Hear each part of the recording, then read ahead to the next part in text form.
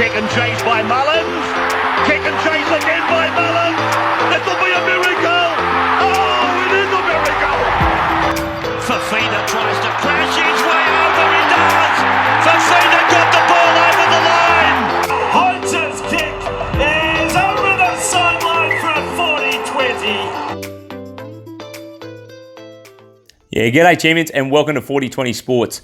Today we're going to have a bit of a dive into a couple of teams that we've got prepared for you. We've got the Broncos, Canterbury Bulldogs and the Canberra Raiders. Last year we did a bit of a bit of an analysis on your hookers, front rowers, second rowers, all that sort of stuff all the way down to fullback. But I think this year we're going to run it team by team based. Just seen the other videos, they get a little bit mundane, a little bit boring towards the third or fourth choice hooker, third or fourth choice front row forward. You've already made up your mind and the end of it's just a little bit hazy. You sort of don't remember everything that we've said. So we're going to run through it team by team base, let you know how they went last year, what we projected they'll go this year, and we'll go through it with that. But before we get started, we still got to get a hold of Jack with the team Do We Get a Bag last year, winner of the 40-20 Cup. We have a package ready for you, mate. Get onto us. Our socials are up there. We're down the bottom of the screen, 40-20 Sports. Find us on Instagram. Give us a shout, mate. We've got a bit of a prize there for last year, winning the overall competition there. Again, if anyone has any questions or queries, you know, it's so much easier to get onto us on our Instagram. So please go over and give that a follow. DM us there if you've got any questions. We've got a heap more stuff coming on there, and we'll no doubt give that a bit of a kick up the bum as the competition nears closer to the season start. So to start with, we are going to kick off with the Brisbane Broncos. We're going to have a bit of a rundown of what their side looks like and who are basically the big hitters and who we should be looking for and avoiding for their 2025 season coming up.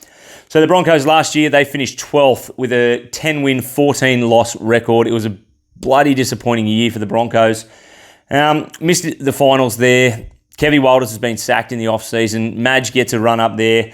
I think he's going to be fantastic for the club. I think he's going to try and break that sort of superstar Hollywood sort of symbol that they run there at the Brisbane Broncos, too cool for school thing. So he's a bit of a hard-nosed coach. No doubt he will get the best out of those players. One thing they don't touch on too much with the Broncos is the amount of injuries that they had. Payne Haas, Reece Walsh and Reynolds, probably three of their best, most influential players there, missing a whole heap of games. Basically played half the season, all three of them. So they'll be looking to do better. They'll be looking to stay a bit more fit, and we'll run from there. The signings, basically they've just picked Ben Hunt up from the Dragons. He'll probably play 5'8", where he should move into a hooking role once Ezra Mam has been cleared to return.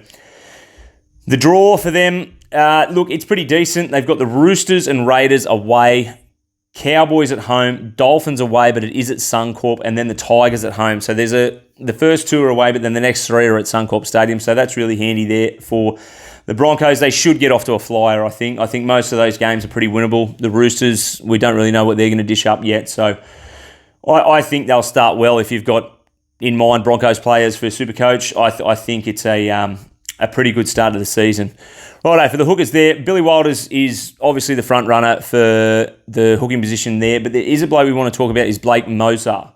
312k, he had 8 games at 32 minutes averaged every game that he played. So 32-point average, it's basically a point per minute there. So he's highly regarded as the future of the number 9 there for the Brisbane Broncos. I would like to think that Madge comes in and bleeds him a little bit. He got a couple of games towards the back end of last year. Billy Walters, I'm still not convinced on him as a number 9. I still think he chews up a fair bit of minutes there, but if Blake Mozart can get 50 minutes, you could be looking at 40, 45-point average there. So there is a bit of wiggle room there. He's cheap, 312k. If you're looking for an option that's not Peter Mamazelis or Smith there, I think he could be an option if he does get the starting hooking role there. The front row forwards, this is the big engine room there for the Broncos. Payne Haas at 669k. Look, I think a lot of people are going past him. I think everyone is just setting Terrell May and Tino Fa'asuamaleaui there in their front row forwards. He could find himself as a pod. He's sort of been the staple that we need to go for in our front row forwards, and he's the benchmark there, and somehow he's been left out of nearly every team I've seen, even though his price is decently priced at 669k. Only the 14 games last year, but had one of those games, he only lasted 11 minutes. So after that injury affected. If you take that game out, he had a 72-point average, which is massive. It's the best out of any front row forward. Got the 100-point game, but he did have to play 80 minutes to get that. Look, never went below 52 points for the season. He's an out-and-out gun. Well, apart from the injury-affected game, obviously, but he's an out-and-out gun. I think if you can find a world where you can have maybe Terrell May and Haas in your front row forward and slide Tino down into your two RFs, that could be a play. I think he's a bit of a pod. You know, everyone who's going to go Tino, they're going to be without a starting front rower for the first round because they obviously have the bye. So, yeah, I think it could be a nice little play.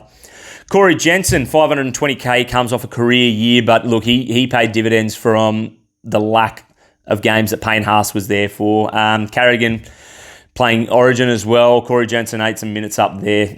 Look, he's durable, played 24 games last year, all those games for the Broncos last year, so I just don't think there's enough value there. He has a good average, he reads well, but 520k is probably too much for me. Xavier Willison, 447k. He averaged 38 minutes last year in the 19 games for a 45-point average. Look, I don't see him improving on that at all. I think he'll continue to be a bench rotation front row forward. It'll just be one to watch if there is an injury to Jensen or Payne Haas. Then he becomes a bit interesting if he can get those minutes up. But again, 38 minutes last year, I can't see him squeezing any more minutes out of that Broncos side. Payne Haas eats up too much, and I think Corey Jensen has proved himself as a starting front rower last year. Benjamin Takura, he's the cheapie that we want to have a look at in the front row forward there for the Donkeys. 232k, the 21-year-old standing at 6'9" and 122 kilos. The Broncos bled him only 3 games last year, 29-point average there, but only the 21 minutes. I think if he does get a starting spot in the 17, he'll be coming off the bench if he gets a starting role there in the 17. 20 minutes is probably as much as we're going to see from him. He's a young front rower. They don't really like to, all coaches don't like to bleed 21-year-old front row forwards, apart from you have these freaks like Payne Haas when they start their career, for any more than 20, 25 minutes. So, I mean, the price is right, 232k. He's just a bit of a wait and see how they use him in the trials, how much time they give him in the trials. But he's got attacking upside. He's a big body. He crashed over against the Melbourne Storm of all teams last year. So he's a bit of an option if you are looking for basically a bottom dollar front row forward. Moving on to the second row forwards there, Paddy Carrigan, 642k, 65-point average, 22 games last year. So he missed a few there in the Origin period, but still 22 games, very durable. Decent there. I thought he would have kicked on a bit more than what he did the year before with Payne Haas being out for so much, but he averaged a little bit less than what he did in 2023. No doubt he'll just plod along in the 60s week in, week out. He just lacks that ceiling. Highest score was 84 points, which sort of isn't enough for us to look at, I don't think. Dipped below 53 times last year. He's a good option. I think if you're deep into your draft leagues, Paddy Carrigan's still sitting there. He'd be an option there, but at 642k, probably not for the classics. Brendan Piakura, look, I've seen a couple of teams with him in it, and I'm a little bit dumbfounded. 402k, 41-point average. Still got 61 minutes a game average, so I don't think he'll pay any dividends of this year. Look, you could argue that now that he has Ben Hunt and Reynolds back for a bigger chunk of the year, hopefully they stay injury-free, he might get a bit more decent ball and be able to find the line or a line break, but his work rate isn't up to scratch for mine. For the halfbacks, Adam Reynolds there, he's the main man there, 500k, which is a good price, I think, for Adam Reynolds. Coming off an injury-affected year last year, 13 games only. Like I said, these guns for the Broncos there, they barely got half a year in. 13 games. Comes in at his lowest starting price in 5 years and his worst average since his rookie season in 2012. So, look, the price is good, 500k. Disappointing year after 2023 when he steered them to the grand final appearances. He had a great average there, 65-point average. So if he can get back to that, if the Broncos are firing, everyone stays fit, you know, I can see a world where he does get up around 60-point average. But bit of an unknown with Ben Hunt coming into the side. He's going to play 5'8" at the start of the season and then potentially go into hooker. So we just don't know how much ball he will take off Adam Reynolds. But yeah, he's a bit of a wait and watch. We'll see how he goes in the trials. He has suffered a bit of a neck injury, but they're saying he'll be right for round 1. Just depends. I don't know how much of the preseason he's going to miss. At the moment, it looks like a month. So he should be right. He should be right for round 1. 5'8" there, a bit of a wasteland. Benny Hunt, 603k. He's not worth a look coming into a new squad. We don't really know what his role is going to be. Coming from being the main man at the Dragons there, I'd steer clear of him. And Ezra Mam, 494k. He'll be out for the first 9 weeks due to suspension. For the centre wings, we've got Selwyn Cobbo. We're going to have a look at him at 550k. I thought a move to the centres would actually... He would lose a lot more points than what he did. He only averaged 3 less points from last season, the season before, 2023, where he was on the sting. Scored a heap of tries in that as well. So the base stat came up a little bit, but the scoring dipped. The attacking opportunities as well, they also dipped. He went under 40 points in 5 of his 19 games last year. So really, that's a low ceiling there. No games over 100, which is very surprising because Selwyn Cobbo is a fantastic athlete, fantastic scoring player. You would think he would jump over those 100 points.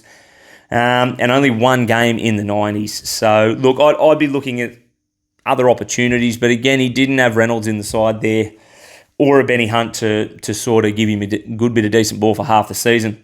Dean Mariner at 530k, another one whose base is just way too low for me.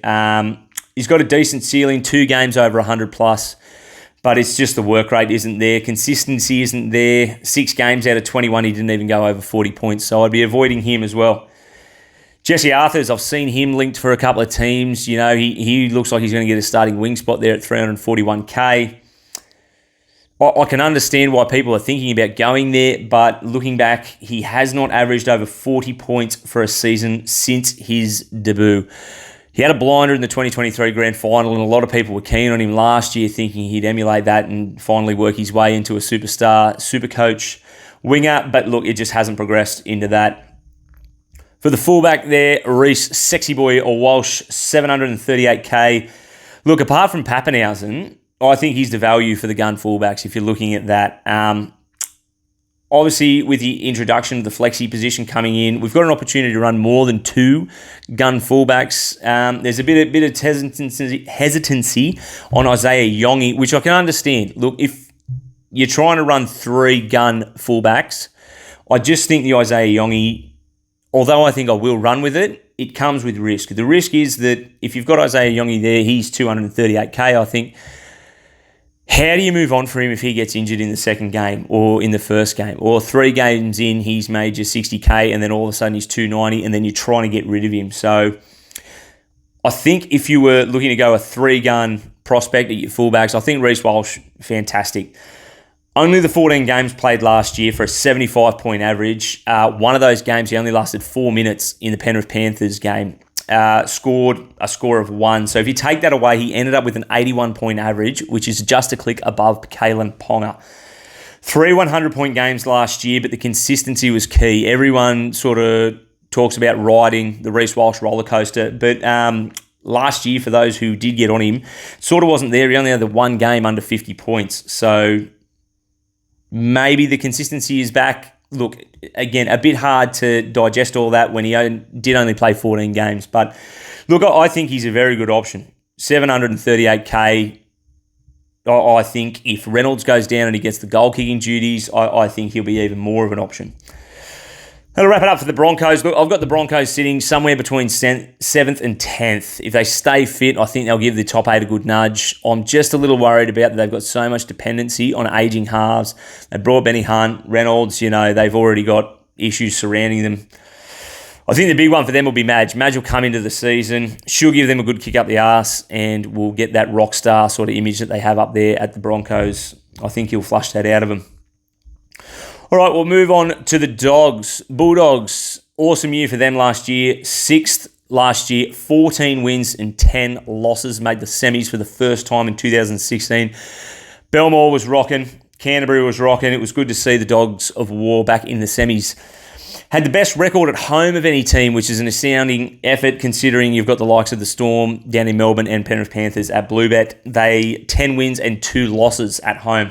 Second best defence overall throughout the competition of last year as well. So huge nod to them. I think that'll be an influential part to their 2025 campaign as well. They don't lose a great deal of middles. I think their defence will still be key for 2025. The signing trackers there, they've gained Anari Tuala from the Knights, Sitili Tupanua from the Roosters, which is very handy for them in their middles, and Marcelo Montoya has come back from the Warriors stint. They've lost Gerald Skelton to the Tigers, and Josh Adokar, after being a bit of a naughty boy with the Sugar Boogie, he's gone off to the Eels. The run, the first 5 games is phenomenal. They've got the Dragons away, Titans at home, Eels away, Sharks away, and then the Knights at home. That is probably one of the juiciest first 5 games that you could hope for out of a Supercoach team. I know they're super reliant on the defence, and attacking stats last year were quite hard to come by, bar a few. But I think they're going to open up, the Bulldogs. I think that start of the season is something we need to really pay attention to. Anyway, we'll get into them. The hookers there, Reid Marnie, 562k. He was a decent option at the start of the season last year.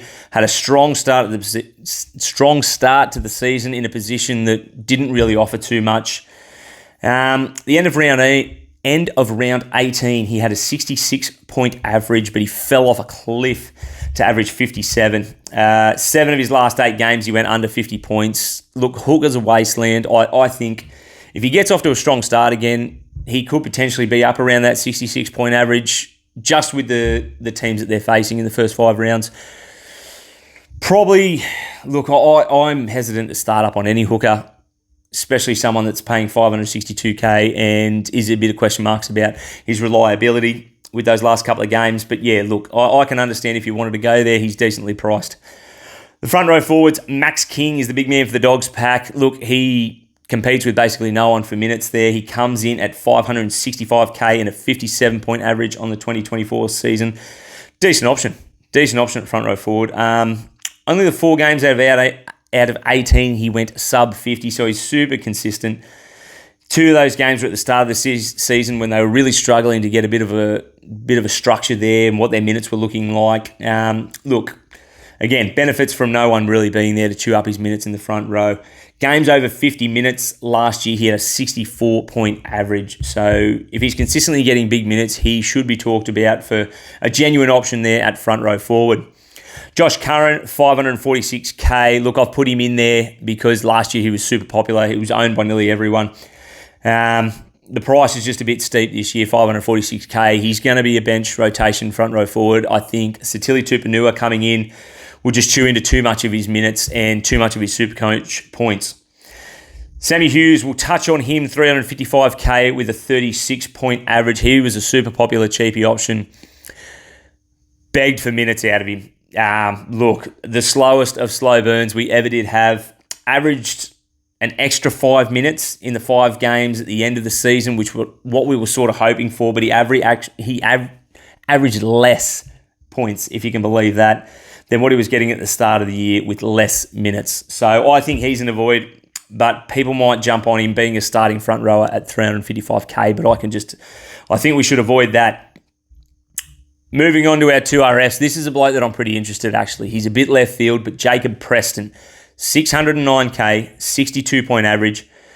He's an interesting one because for some reason they kept giving the bloke a breather last year, which I don't understand at all. He is an out-and-out gun for Supercoach. He's a gun for that squad there.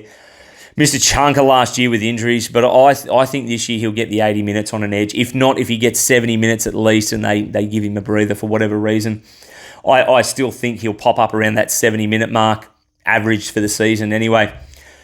3 100-point games, so he's got the ceiling there, which is good. Look, surprisingly, like I said, 7 games last year over 70 minutes was all he mustered. Every other game, he was bloody going 60 minutes, 50 minutes. There's a big chunk there where he went 48 minutes, you know. So games over 70 minutes, he averaged 78 points. So that's elite territory. If he can lock down that 70, 80-minute mark, I think he's a genuine option. He'll probably be something that people will look past just because he's not your Angus Crichtons, Isaiah Yoes, and Katoas. Another one there, Viliami Kickow. Look, a big name, but not real great supercoach output. 523k, 53-point average on last year. He just hasn't kicked on since leaving Panthers there. Went under 50 points for 11 out of 22 games. So 50% of the games he's going to go under 50 points, which isn't what we're looking for. The upside there isn't great much upside there either. He had a cracking game in the semi, but again, week in, week out, he just doesn't seem to be able to produce in the goods. Halfback, Toby Sexton is the only real halfback option we've got there for Supercoach. Look, awkwardly priced at 481k, 49-point average on last year. I just think Burton will chew up too much attacking opportunities for him. I'd be avoiding Toby Sexton. I don't think he's a real option anyway. 5'8", Matty Burton, 648k with 66-point average. I wasn't even considering him until I did a bit of a dive into him and a write-up on him. So just pays to have a look at everyone. Shows that we can still find some information on players that we weren't even considering. And I think there's a good option. I actually start with Matt Burton as my starting 5'8". Surrounded by defence, this team of the Dogs, but he is the shining light in attack. Obviously, he's the only one that sort of seems to be able to break the game open. Bit more creativity, and can rack up the attacking stats. Start of the year, the Dogs were still trying to find a lot of combinations. So at the start of the year, his points weren't great. He did rack up a 147-point game in around 4 or 5, but apart from that, just a little bit low. But last 9 games, they got the combinations going really well. Last 9 games of the season, he didn't go sub 50 and finished with 2 100-point games of the year. Look, 5'8", pretty dire position, but he scored the second most points out of any 5'8". So look, he's a decent option. He's got pedigree there. Out of the top 10 point scorers for last year, he's the only one that goal kicks as well. I think if you can sort of get him in with Luke Metcalf, two kicking duties blokes with the 5'8", I think it's a decent option. The start of the season is what sold it for me. The first 5 games there, I think he's going to rack up a heap of points. 648k. It's a bit more expensive than I would like to spend there in my 5'8 position, but I think with the goal kicking duties and being the main man in attack, I think he's a decent option. Another bloke there we'll have a look at is Carl Olowapu. He is 232k. One to watch. I don't know how he's going to go. I don't even think he gets a spot in the starting 17. Maybe midway through the season he can run through, but he's a cheapie option coming off a serious neck injury. Can play a bit of lock. Just keep an eye of him in the trials, I think, and we'll go from there. CTWs in the centre wings. The number one bloke I'll be running, I think, is Jacob Carraz. 702k. Finished last year with 7 100-point games. Huge from him. Interesting part about him is he averaged 72 points games, but played in the centres a lot last year where he averaged significantly less points there. Games where he played on the wing, he was up a tick over 80 points a game, so that's unbelievable. He'll be stuck in the wing spot. Well, not stuck, but he'll be playing wing all year, no doubt. Next year, they've got that solid. Josh Adokar leaving, he'll just be a winger week in, week out. Look, I'll be running him as my number one CTW. I think the uncertainty of Lomax and Val Holmes, who are the other premium guys there, even though they are goal kicking, I just don't trust them at new clubs. I want to have a bit more of a look at them and see what comes out of it. Little interesting one is Marcelo Montoya. He comes back to the Bulldogs from a few years stint at the Warriors there. He is 408k, which is decently priced, I think. Doesn't have the most friendly Supercoach game, but with the admission of Adokar there from the Dogs, I think he's an option. He should get that left wing edge running off the likes of Burton. He's got Kickow and Bronson Jerry out there. It's a good edge. Just one to watch. A decent one to keep in the black book. For the fullbacks, Connor Tracy, 587k for 60-point average. Look, he's one of the few fullbacks that do slot into your CTWs as well. I'd probably not looking at him at fullback, but if you were looking for an option there as a CTW, you get a starting fullback there. He's a decent option. He fell off a cliff in the last 3 games of the year with a 3-round average of 34, but prior to that, he was running at 64-point average a game. He had 2 100-point plus games. Only had his first full year at fullback, so I think he'll grow from that. I think the combinations will be better. He'll go into a preseason knowing he's the fullback there. He's got a decent base. if you just take it off face value that he's a mid-range 587k CTW, I think he's a very good option. The Bulldogs for the year, look, I've got them sitting between 6 and 8. I think they'll make the 8. Once again, their defence will be their main focal point, but just a bit wondering about how their attack's going to look. I think having a full pre-season, they seem to have worked out the kinks. Like I said, Connor Tracy wasn't starting the year at fullback. Toby Sexton wasn't the halfback there. They had Drew Hutchison. So once they get that right, I think 6th to 8th is probably a reasonable effort for them for next year. We'll move on to the final team we'll get through today. It's the Canberra Raiders. They finished 9th. 12 wins, 12 losses, only missed out on a finals berth due to their ordinary for and against. So that is crucial for them to fix up next year. Finished a lot higher than what people expected. I think people had them nearly rubber stamped with the Dragons for wooden spoons. Unfortunately, the 3rd worst attacking team in the comp, which isn't very friendly for Supercoach, but fingers crossed they can sort of work on that. They're a very young side.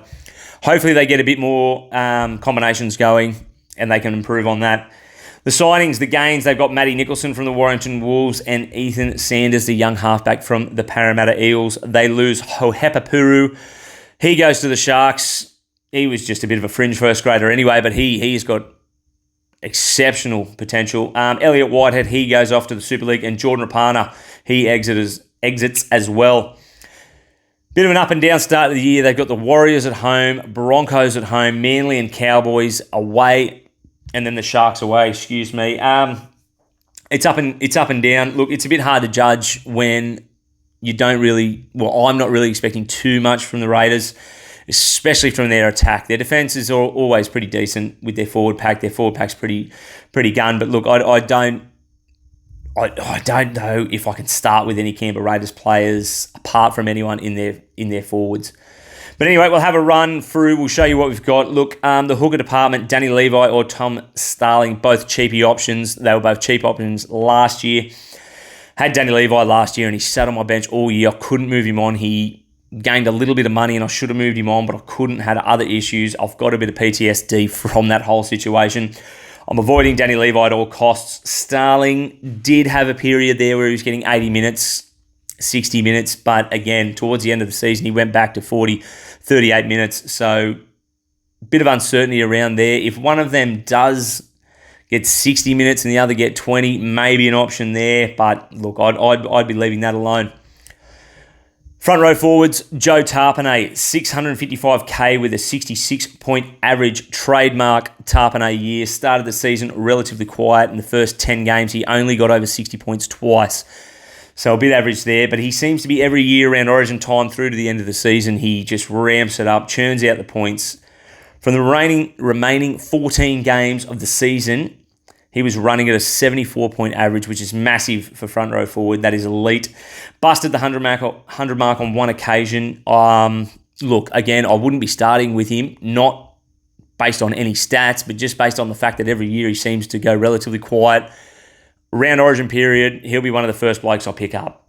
Other than him, it's just a mass amount of plotters there, mid-range blokes who just chew up each other's minutes, so I can't see a great deal of opportunity there for any other front row forwards. In the 2RF, a bit like the Bulldogs there, I've got a bit of a lefty for the 2RF gun. Hudson Young, 685k, 70-point average. Finished the year in just 5% of teams last year, so he is a massive pod. Has a huge ceiling. He scored the most 100-plus point games of any 2RF with 5 out of the 22 games. Look, it's stuff you probably don't think about, but like Hudson Young, most 100-point games out of any 2RF. He's a guy that's going to go under the radar massively. He's a huge pod. Pretty consistent as well. He only went under 50 on 4 occasions, so that's decent.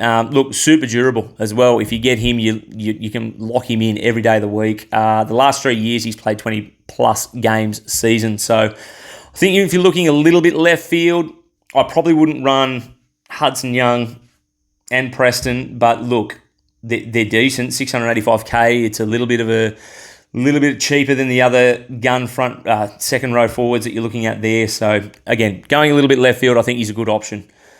Zach Hosking, 513k, 52-point average last season. Should slot into that second row spot with the departure of Elliott Whitehead. I think people are getting a little bit horny for Matty Nicholson, but they trusted Zach Hosking last year before he got injured in that second row spot, so I think he'll slot into there. Look, he did a fantastic job when Whitehead was out. He had a 71-point average for the start of the year. But from on there, it was just injury-riddled season, unfortunately. Didn't get a whole heap of games in. Played the 8 for the season and only averaged 42 minutes in the last 3 games of the season. So looking at his price at 513k, he could be undervalued, but I think that's probably about where he sits at 52-point average. If he gets the nod in at second row, plays 80 minutes, I can't turn you off him if you can afford around that 513k. Especially if you're looking at someone like Lukey. If you're looking at getting him, they're roughly the same price. I think Zach Hosking's a decent option. Corey Horsburgh, Big Red, 355k, dual 2RF front row forward. I've got Big Red in my team, I think. I'm hoping he can land that front row forward spot. The last 2 games of last year, he was there. He pushed Josh Papali'i to the bench. I think he'll start there again. I think Ricky Stewart, not having him there for most of the season there at the start and through the guts there of the season was a bit of a mistake. Had a 53-point average at the back end of the season when he was starting at front row. So if he gets about 50 minutes, which what he was getting towards the end of the year at front row, I think he's a lock. Halfback Jamal Fogarty, 535k, probably too expensive for me, not consistent enough. Had a bit of a run at the start of the year before he did his pack, but look, I'd be looking elsewhere. One we want to keep an eye on is Ethan Sanders, 244k, comes over from the Eels. If there's an injury to their halves combination anywhere, or there is a possibility that Ethan Strange could get put out to the centres, he played a bit of under-19s New South Wales Blues origin there, so we know he can jump into that spot. If Ethan Sanders jumps in there, he'll be a must. Look, he's touted as the future for the Raiders. They snaffled him up over there from the Eels. He was stuck behind Mitch Moses at Parramatta. So, look, he's an option if there's an injury or if Ethan Strange looks to be set to play in the centres in the trials. 5'8", talking about that man, Ethan Strange, 484k, coming off a decent cheaper year. He's not an option this year. I'd be avoiding him. No more dual either, so disappointing. CTWs, look, they're a bit skinny there over at the Raiders, like I said. Attacking stats, very hard to come by in this side. So we'll look into what they've got there. Matthew Timoko, 518k, 53-point average. Had a great finish to 2023 season. Unfortunately, couldn't kick on with it in 2024. Look, he's a good centre on his day, but he's just not as consistent as I would like. 53-point average is decent, but the price at 518k, I think there's better value there for what you're looking for. Xavier Savage, 428k. He's a bit more juicy. 43-point average on last year. Exeter Jordan Rapana. I think Savage will be the go-to guy out wide. He's got immense speed. Hopefully he starts backing up in the middle there. Just a bit of a question mark about his work rate. He doesn't really have the hit-ups coming out of danger, you know, that your Brian Tyers and Greg Marzius sort of do, but anyway, he's decently priced at 428k. He's reinvented himself from being a fullback there onto the wing. I think he'll be starting winger, no doubt. Yeah, I see him scoring a heap of tries in 2025. Whether he can keep that base up is a different story. I think you could get a lot of games of 70, 80 out of him, but a lot of games sub 30. So just watch out for him. Fullback, I was actually pretty keen on this bloke until I had a bit of a dive into his stats. It's KO Weeks, 530k, 54-point average. A bit like Connor Tracy, what we talked about before. If you can get an out-of-position fullback, you can get him into your 5'8s. Had a bit of a play around where I did have him in at 5'8. Looked pretty juicy at 530k, but then a bit of a dive into his stats. He no doubt starts the year at fullback. He moved to fullback in round 18 of last year. Till then, he only averaged 46 points to the end of the season there. So, look, keep an eye on him, but nothing really screams out to me. There was a game there at Manly where he played where he was phenomenal when he got the start at fullback. But, yeah, again, looking at the points, he's got an average of 46 points in at the fullback spot. So, for me, not really an option. The Raiders, look, I think they'll just miss out on the 8 again. I think they've got them sitting about 9th to 12th. They're stacked in their forwards, but they need to find some points. Not not a great deal of creativity there. Jamal Fogarty is a decent halfback, but he just doesn't have the superstar power, and I think that's what Canberra's missing. They're missing that superstar player just to get a bit of attacking run going. Look, 9th to 12th I think is pretty reasonable for them. I could see them sliding a little bit lower, but I think just with their forward pack, they should sit around there, just missing out on the 8th. Anyway, that's about all we got time for. I think every week we're going to sort of bring out 3 teams. I'll try and get this done on a Sunday night, if not a Saturday night. So yeah, we'll bring this out every week for you guys. Keep an eye on us. Look, like I said before, please follow us on Instagram. It's a lot easier to communicate with people. That's 4020 Sports. It's down the bottom there. Come and say hello. If you've got any questions, talk to us. We love hearing from you. Righto, guys, take care. That's all we got time for. Ta.